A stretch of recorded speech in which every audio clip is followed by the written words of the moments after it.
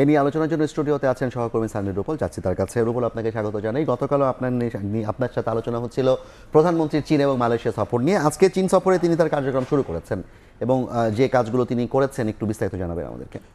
Zafar, world economic ফোরামের জলবায়ু সম্মেলনে যোগ দিয়েছেন প্রধানমন্ত্রী তারেক রহমান এবং সেখান থেকেই তার চীন সফরের আনুষ্ঠানিকতা শুরু হয়েছে এবং সেই ফোরামে যোগ দিয়ে তিনি বাংলাদেশের অবস্থান তুলে ধরেছেন, পাশাপাশি আঞ্চলিক সহযোগিতার বিষয়গুলো বলেছেন এবং বাংলাদেশের নেওয়া পদক্ষেপ সেগুলো তুলে ধরেছেন। সাইডলাইন মিটিংয়ে আমরা দেখেছি যে ওয়ার্ল্ড ইকোনমিক ফোরামের শীর্ষ কর্তাদের সঙ্গে বৈঠক হয়েছে এবং সেই বৈঠকে এবং ওয়ার্ল্ড ইকোনমিক ফোরামের সেই সম্মেলনে তিনি বেশ কিছু বিষয় তুলে ধরেছেন।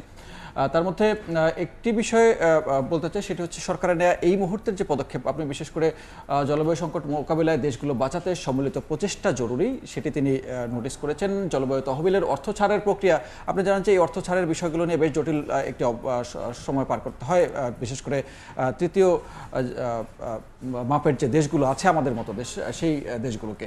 এবং বিনিয়োগ ও বাণিজ্যের জন্য বাংলাদেশ উন্মুক্ত, এই বার্তাটিও তিনি সেখানে দিয়েছেন যে মূলত বাংলাদেশের যে উদ্দেশ্য সেটি হচ্ছে বিনিয়োগ আকর্ষণ করা এবং এখানকার যে অভ্যন্তরীণ বিনিয়োগকে সেটিকে টেকসই করা, এবং এই বিষয়টি তিনি প্রথম ফোরামে তিনি তুলে ধরেছেন। এবং আরেকটি বিষয় বলতে চাই, সেটি হচ্ছে কি এর পাশাপাশি সাইডলাইন মিটিংয়ে তিনি উল্লেখ করেছেন যে বাংলাদেশের সরকার যে খাল খনন কর্মসূচি আছে সেটি তুলে ধরেছেন, পাশাপাশি সামনে যে বৃক্ষরোপণ কর্মসূচি তারা করতে যাচ্ছে এবং সরকারের এই পদক্ষেপগুলোকে তারা তুলে ধরেছেন এবং এইটি বেশ ভূয়সী প্রশংসা পেয়েছে সেখানে। এবং এগুলোকে তিনি জলবায়ু সহিষ্ণু পদক্ষেপ হিসেবে বাংলাদেশের পক্ষ থেকে তিনি সেখানে নিশ্চয়ই উপস্থাপন করেছেন। হ্যাঁ, জলবায়ু সহিষ্ণু পদক্ষেপ হিসেবেই তিনি সেখানে বলতে চাইছেন। এবং একটু জানাবেন যে চীন সফরে তো আসলে অনেক কিছু বাংলাদেশ থেকে প্রত্যাশা ছিল এবং অনেক ধরনের আশার এখনো জাল বুনছেন নাগরিকরা। চীন সফরে আসলে কি ধরনের প্রাপ্তি আমাদের জন্য অপেক্ষা করছে? চীন সফরের প্রাপ্তি আসলে কি হবে সেটি আগামীকালকে তিনি বেইজিংয়ে যাবেন এবং বেইজিংয়ে বেশ কিছু বৈঠক রয়েছে। সেই বৈঠকের পাশাপাশি আবার মালয়েশিয়া সফর নিয়েও আজকে মন্ত্রীরা কথা বলেছেন। জাফর, আপনি যেটি বলছিলেন সেটি কিন্তু আমরা প্রতিবেদনও দেখতে পাচ্ছিলাম, সেখানে বেশ কয়েকটি বিষয় আছে। তবে সেগুলোতে যাওয়ার আগে একটু জানতে চাই, তিস্তা নিয়ে অনেক ধরনের পরিকল্পনা, স্বপ্ন কিংবা আশা মানুষের মাঝে আছে, সেটি নিয়ে কোনো ধরনের আলাপ সুযোগ তৈরি হবে কিনা?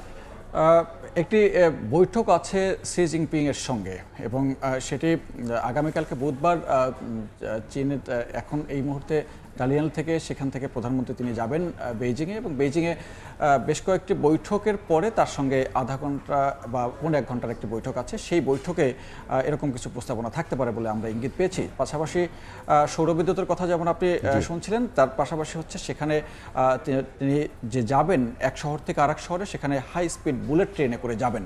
অর্থাৎ বাংলাদেশের যে রেল যোগাযোগ খাতের যে উন্নয়ন, সেই উন্নয়নের কথা বলা হচ্ছিল, সেটির একটি প্রত্যক্ষদর্শী হিসেবেও তিনি সেখানে আলোচনা করতে পারেন এবং সেখানে বেসরকারি বিনিয়োগকারীদের যে জন্য যে উন্মুক্ত বাংলাদেশ এবং সেক্ষেত্রে বিডা বেশ কিছু উদ্যোগ নিয়েছে এবং সেখানেও বেশ বড় ব্যবসায়ীদের সঙ্গে বৈঠক হবে। চায়না এক্সিম ব্যাংকের সঙ্গে বৈঠক হবে সেখানে চায়না রেলওয়ে কর্পোরেশনের মিনিস্টারদের সঙ্গেও বৈঠক হওয়ার কথা রয়েছে।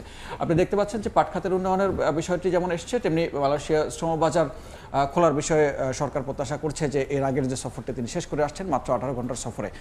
এবং শি জিনপিংয়ের সেই বৈঠকের আমরা যতটুকু জানতে পেরেছি যে বিমান ক্রয়ের কথাও উঠছে, আবার তিস্তা মহাপরিকল্পনার কথাও উঠছে এবং বেসরকারি বিনিয়োগ বাংলাদেশে আরও যাতে আসে, চীনা বিনিয়োগকারীরা বিনিয়োগ করেন, সে বিষয়টি নিয়েও তিনি বেশ কিছু গণমাধ্যমে কিন্তু আমরা দেখেছি যে সেখানে আসলে চীন থেকে কিছু বিমান ক্রয়ের বিষয় আলাপ করা হয়েছে। ঠিক যখন রিপোর্টটি চলছিল তখন আমি আবার একটু দেখছিলাম যে কোন কোন গণমাধ্যম কি লিখছে। আমি দেখতে পেয়েছিলাম যে এই প্রধানমন্ত্রীর এই সফরটি চীনা গণমাধ্যম এবং আন্তর্জাতিক গণমাধ্যম, পাশাপাশি বাংলাদেশের গণমাধ্যম, তারা একদম সব কিছু পুঙ্খানুপুঙ্খ তুলে ধরার চেষ্টা করছে। জানি, ধন্যবাদ আপনাকে রূপল। আমাদের সঙ্গে যুক্ত ছিলেন সহকর্মী সানভীর রূপল, জানাচ্ছিলেন প্রধানমন্ত্রী তারেক রহমানের চীন সফরের বিষয়ে বিস্তারিত।